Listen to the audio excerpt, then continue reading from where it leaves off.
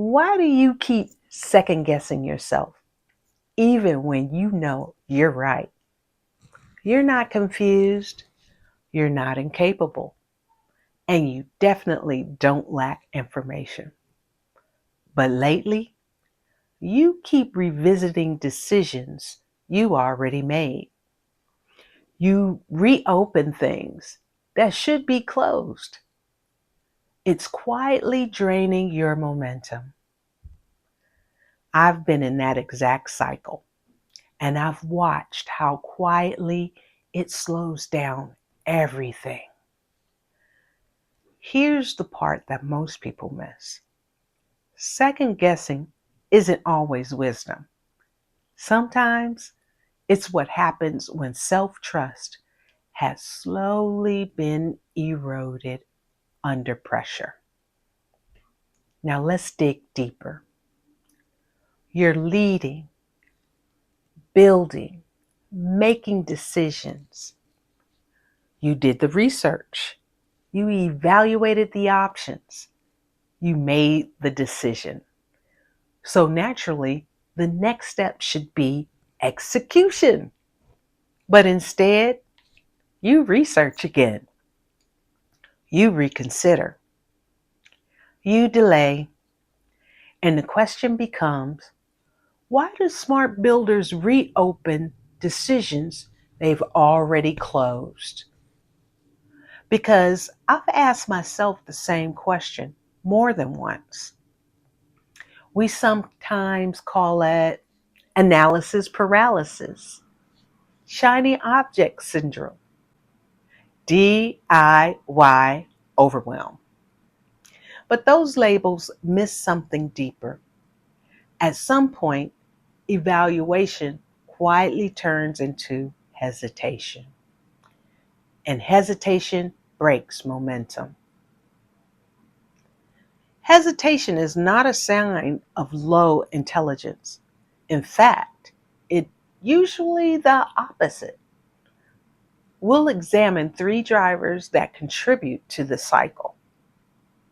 Let's look at driver number one.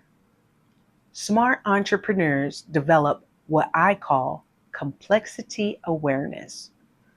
You naturally see downstream.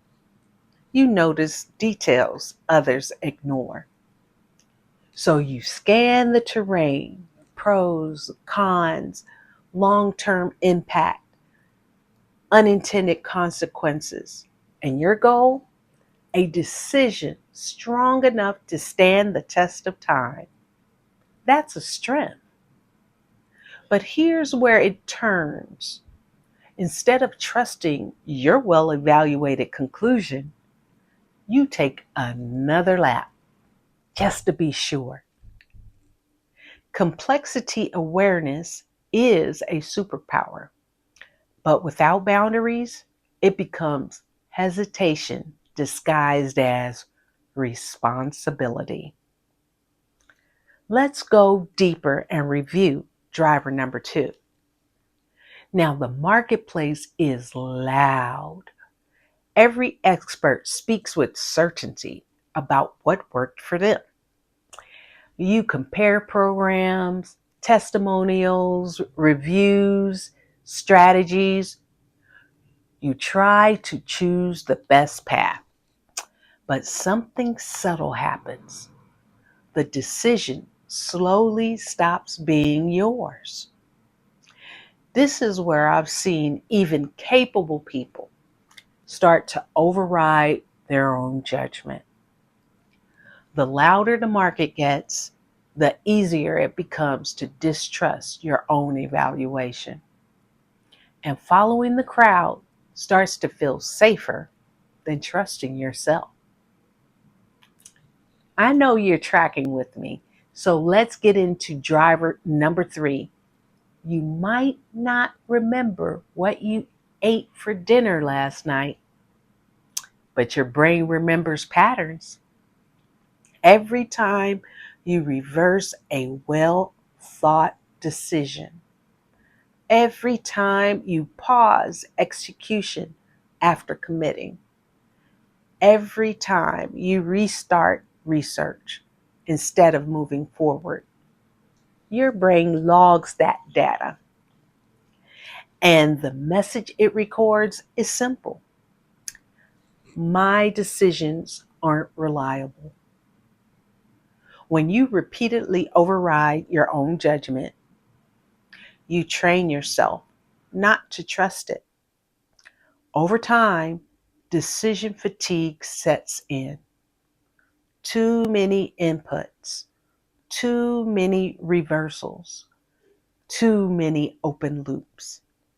And eventually, you stop trusting your own conclusions, not because they're wrong, but because you've trained yourself to question them. This isn't harmless thinking. It costs momentum. Forward motion stops when decision stays open. Every start and stop drains energy, and physics applies here too. What stays at rest tends to remain at rest. Restarting requires an enormous amount of effort. So energy drops, execution slows, confidence quietly erodes. Second guessing doesn't just delay progress, it trains you to doubt yourself. So, how do you recover from this cycle? I'm not suggesting reckless decisions. Second guessing often begins when we stop trusting our own evaluation and start looking outside of ourselves for confirmation. You're smart. That's why you're here. The goal isn't to make a decision for the sake of making one. The goal is a clean decision based on your findings that you can stand on. Now, here's the shift. Evaluate thoroughly. Make the decision, then make it out of bounds to reopen it prematurely. Execute fully. Good result or bad result, follow through long enough to gather real data. Then adjust, and not before. Because confidence doesn't come from making perfect decisions. It comes from building a history of honoring your own judgment. Strong builders don't avoid wrong decisions. They build systems that recover quickly. And faster recovery, that's what creates momentum and ultimately improves the bottom line. Now, if you caught yourself reopening closed decisions, comment rechecking below. And if you want to see how this is showing up in your business, you can take the Decision Reset Assessment. The link is in the description below. Because once decisions don't hold, everything starts to drift. And in the next video, we'll look at what happens when you stop needing someone else's blueprint.